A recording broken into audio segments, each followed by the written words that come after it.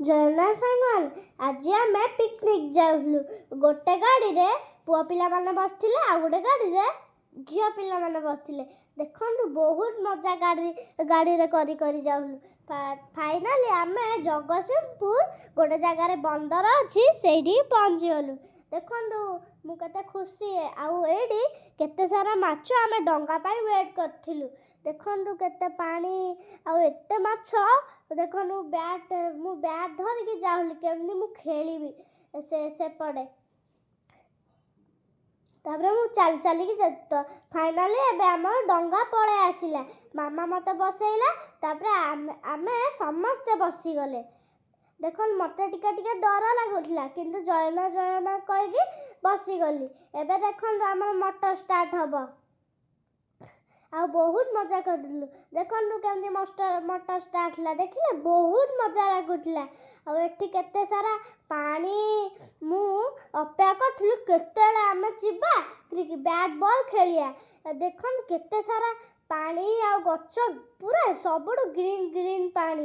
ଦେଖନ୍ତୁ ସବୁ ଡଙ୍ଗାରେ ମଜା କରି ଯାଉଥିଲେ। ଏଇଠି ଗୋଟେ କୁନି ଝିଅଟା ଥିଲା, ସିଏ ବି। ଏବେ ଆମେ ଡଙ୍ଗାରୁ ଫାଇନାଲି ଓହ୍ଲଉଛୁ ସେପଟ ଧାରରେ।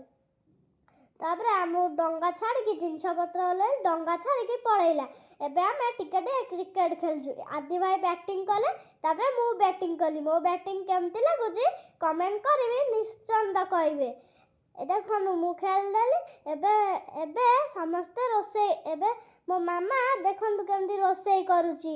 ଆଉ ଏଠି ସମସ୍ତେ ରୋଷେଇ କରୁଥିଲେ। ତାପରେ ଏଇଠି ଗୋଟେ ଛୋଟ ପିଲାଟେ ଥିଲା, ତା ନାଁ ହେଉଛି ବେବି ନାନୀଙ୍କର ଝିଅ।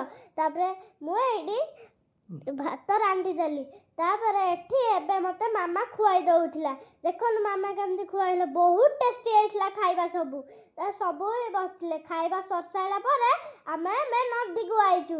ଦେଖନ୍ତୁ ଏଇଠି ମୁଁ ଗୋଟେ ହାର୍ଟ ବନେଇଦେଲି।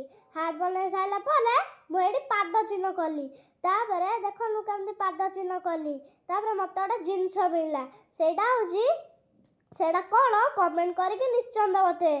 ମୁଁ ଏମିତି କରି ବହୁତ ସାରା ପାଇଲି। ସବୁ ନେଇକି ଗୋଟେ ଜାଗାରେ ରଖିଲି। ଦେଖନ୍ତୁ ମୁଁ କେମିତି ଉଠଉଛି। ମୁଁ ଉଠେଇ ଥକିଗଲି। ଦେଖିଲେ କେମିତି। ଏବେ ମୁଁ ଧରିକି ଯାଉଛି। ଦେଖନ୍ତୁ ମୁଁ କେମିତି ଧରୁଛି। ତାପରେ ଆମେ ଟିକେ ଖେଳିଦେଲୁ। ତାପରେ ଏବେ ଆମେ ସେପଟେ ଧାରାକୁ ଯାଉଛୁ। ଏବେ ଆମେ ଡଙ୍ଗା ନେଇକି ଆମକୁ ଯାଉଛି। ଦେଖନ୍ତୁ କେତେ ସାରା ପାଣି ଆଉ ଗଛ।